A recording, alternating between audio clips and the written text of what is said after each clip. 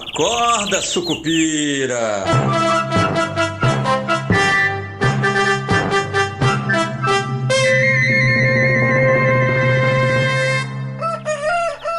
Bom dia, pessoal, sejam todos muito bem-vindos, sejam todas muito bem-vindas. Esse é o nosso Acorda Sucupira de sexta-feira, 25 de abril. Eu sou Rodrigo Oliveira e olha só, fim da semana com aquela história do Trump e da China ainda dando pano pra manga, como a gente espera que vá acontecer aí por muitos meses ainda, viu? Meses, eu falei meses, não falei semanas, não falei dias, muito menos horas. Muitos meses ainda dessas idas e vindas. O Trump é aquele late, mas não morde ninguém, e a China está sabendo como se comportar. O Trump chegou a dizer que haviam negociações, que tem um grupo americano conversando com um grupo chinês. A China desmentiu, disse que não está tendo negociação nenhuma sobre essa história das tarifas. O mercado, como gosta de ser enganado, não é que ele acreditou no Trump, mas o que ele está acreditando é que o Trump não tem força para manter essas tarifas do jeito que estão durante muito tempo, né? Isso também tem a ver com a fala do Scott Bessent, que é o secretário do Tesouro, alguns dias atrás, falando que, olha, do jeito que está, isso é inexequível, né? Isso não é possível que isso aconteça, que isso permaneça desse jeito. Então, o mercado está lendo isso como uma sinalização de que é muito possível que os Estados Unidos façam, então, um corte, né? Uma redução nessas tarifas para a China unilateralmente, né? E aí sim a China comece a conversar a partir deste momento, né? Chegaram a circular algumas notícias, né? No Wall Street Journal, até na Reuters, também dizendo que membros do governo teriam dito que os Estados Unidos, uns 2 dias atrás, né? 2 ou 3 dias atrás, que os Estados Unidos promoveriam cortes nessas tarifas que hoje estão em 145 aí, contra importações chinesas, mas até agora não aconteceu nada. De qualquer maneira, a Bolsa se encaminha aí para o quarta sessão já de alta, né?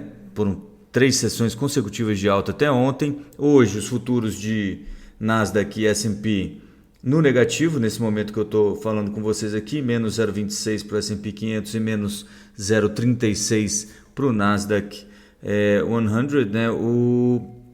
Mas, de qualquer maneira, tem coisas aí que estão animando o mercado, como, por exemplo, a fala do Christopher Waller ontem. De novo, né? Na semana passada, o Christopher Waller, até destaquei isso na nossa live do YouTube, falou que ele preferia, né, em caso de uma desaceleração da economia, ele preferia, como é que se fala?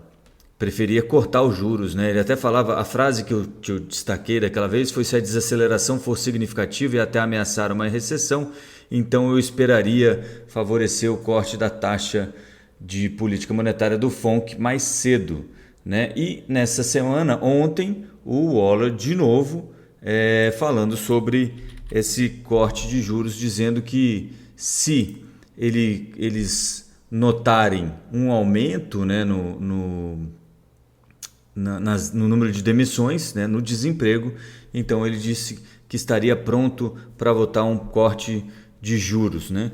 E isso tem refletido, obviamente, no mercado como um todo, né? Mas o que tem movimentado mais os preços, aparentemente, é essa perspectiva, é esse pensamento positivo de que a China e os Estados Unidos estão se encaminhando, essas conversas sobre as tarifas estariam num pré-anúncio de início das conversas, né? Talvez tenham expedições exploratórias entre as duas nações para que essas conversas se animem. Lembrando que politicamente, né, isso sempre está no jogo, o Trump precisa mostrar que essas coisas estão andando.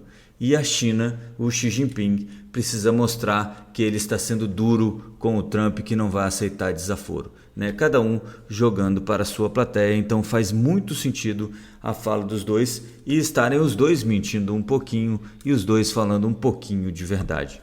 Então é mais ou menos isso, tá? Além disso, essa ideia também ajudou aí os Mag 7, né? As Mag 7, Alphabet soltou o resultado ontem já animou bastante, bateu todas as estimativas, né? Receita, lucro, cresceu bem, está com um guidance bom, e isso ajudou também a puxar a bolsa para cima, né?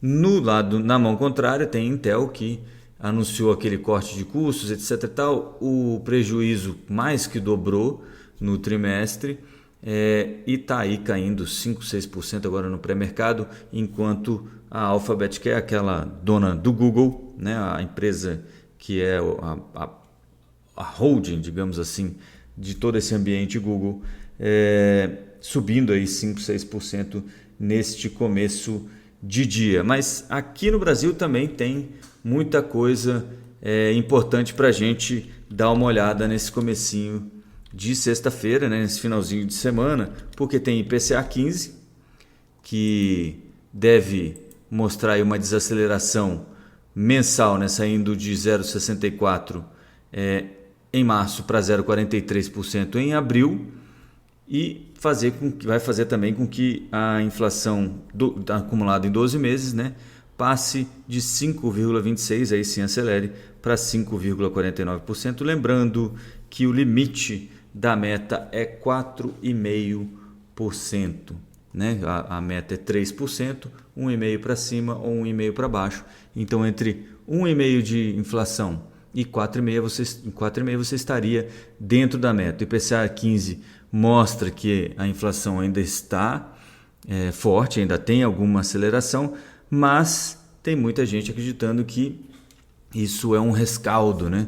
E que a gente estaria indo para o lado certo. E aí, entre as surpresas, né, de gente acreditando que estaríamos indo para o lado certo, já que o aperto monetário está muito próximo do suficiente, ou já foi suficiente, está o Diogo Guilhem, que é o diretor de política econômica do Banco Central e considerado por muitos, por mim também, um dos mais falcões dentro do Banco Central, né? Então a fala dele ontem em um evento da XP lá em Washington mexeu também com o mercado, fez os juros futuros aqui recuarem bastante, ajudou também o Ibovespa a ter um resultado positivo. O Ibovespa que ontem fechou em 1,79 também na terceira sessão consecutiva de alta, né? E o que o Guilhem falou, né? Ele falou que, olha, já é possível enxergar alguns efeitos do aperto monetário, né, da política mais restritiva monetária que o Banco Central implementou, e que nos próximos 18 meses, provavelmente em até 18 meses, o hiato do produto deverá ser revertido para negativo. E aí vou lembrar vocês o que é o hiato do produto: é aquela diferença entre potencial de produção e a produção real, né? Quando você está acima, né? Quando você está com a produção real, não, a demanda, né? Quando a demanda está acima do potencial de produção, que é o hiato positivo, aí você tem uma força inflacionária, porque se eu não consigo produzir mais, o que eu faço? Eu vendo para quem está disposto a pagar mais. É simples.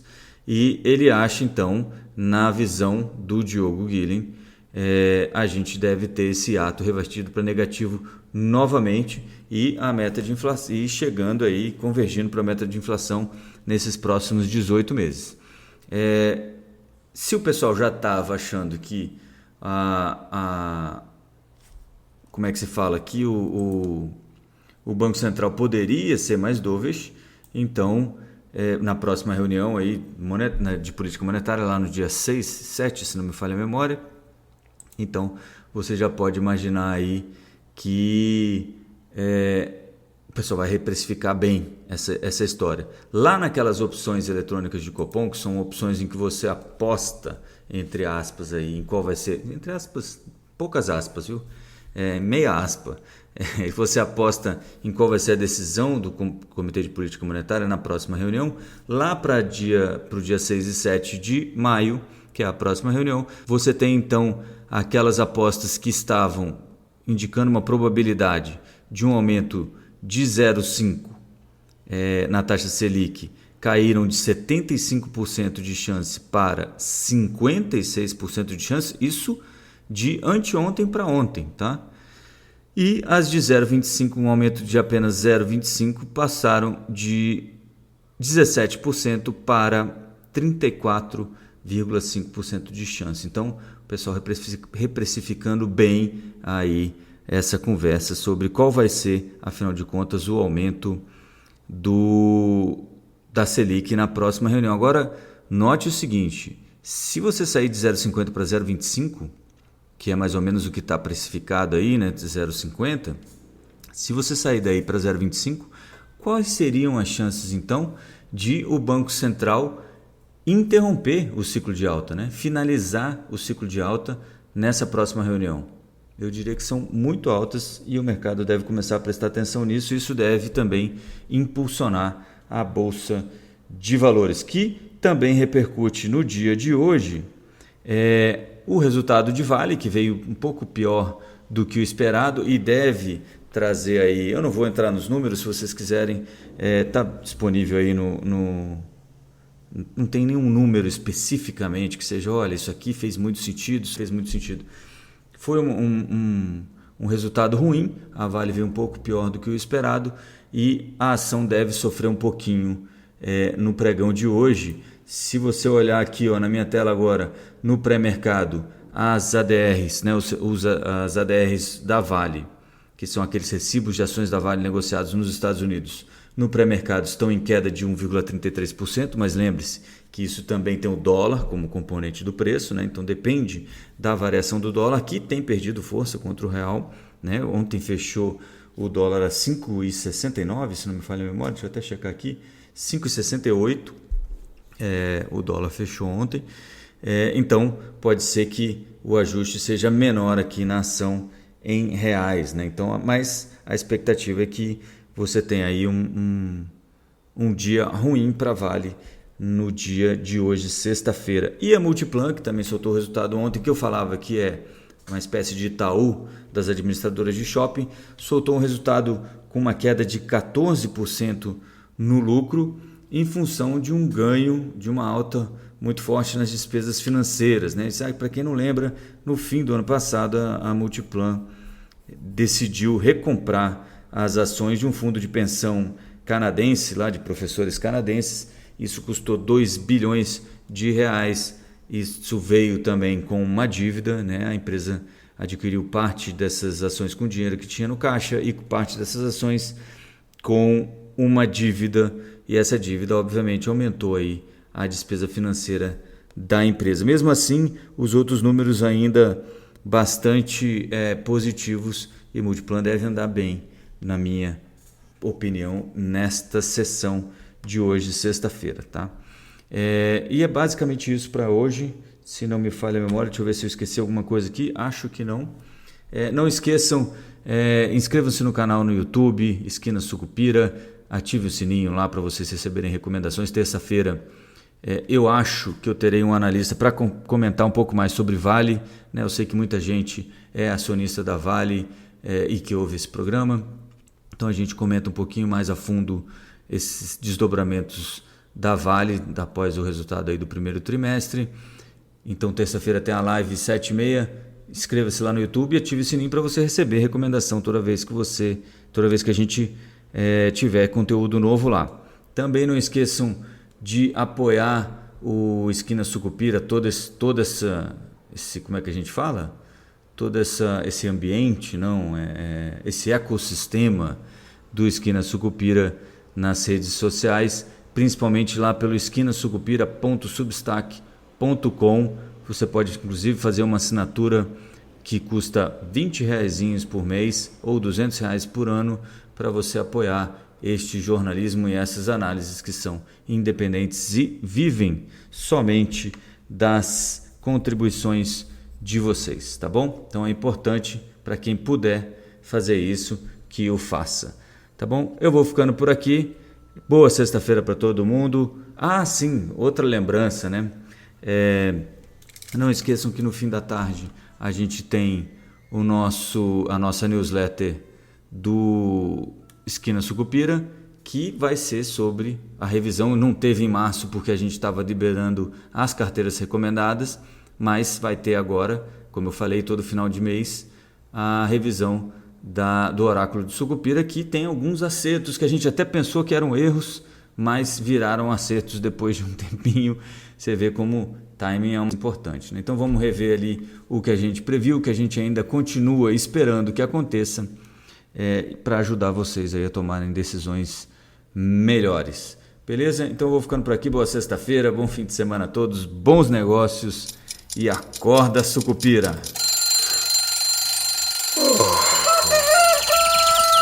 Acorda, sucupira!